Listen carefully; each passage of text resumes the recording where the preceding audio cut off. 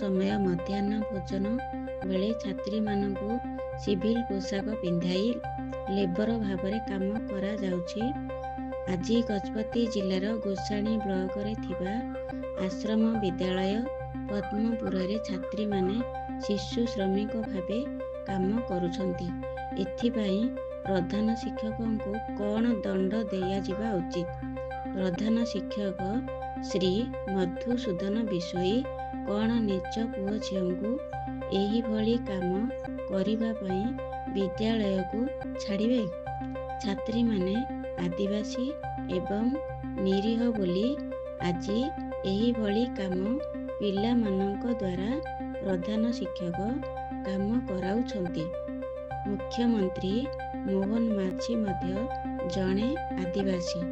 ଆଜି ଦେଖନ୍ତୁ ତୁମ ଆଦିବାସୀ ଝିଅମାନଙ୍କ ଅବସ୍ଥା।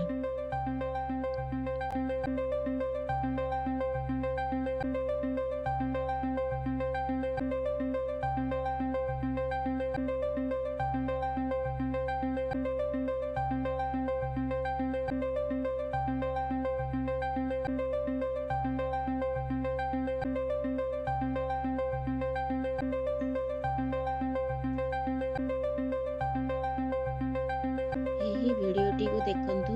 କ୍ଲାସ ସମୟ ମଧ୍ୟାହ୍ନ ଭୋଜନ ବେଳେ ଛାତ୍ରୀମାନଙ୍କୁ ସିଭିଲ ପୋଷାକ ପିନ୍ଧାଇ ଲେବର ଭାବରେ କାମ କରାଯାଉଛି। ଆଜି ଗଜପତି ଜିଲ୍ଲାର ଗୋଷାଣୀ ବ୍ଲକରେ ଥିବା ଆଶ୍ରମ ବିଦ୍ୟାଳୟ ପଦ୍ମପୁରରେ ଛାତ୍ରୀମାନେ ଶିଶୁ ଶ୍ରମିକ ଭାବେ କାମ କରୁଛନ୍ତି। ଏଥିପାଇଁ ପ୍ରଧାନ ଶିକ୍ଷକଙ୍କୁ କ'ଣ ଦଣ୍ଡ ଦିଆଯିବା ଉଚିତ? ପ୍ରଧାନ ଶିକ୍ଷକ ଶ୍ରୀ ମଧୁସୂଦନ ବିଷୋୟୀ କ'ଣ ନିଜ ପୁଅ ଝିଅ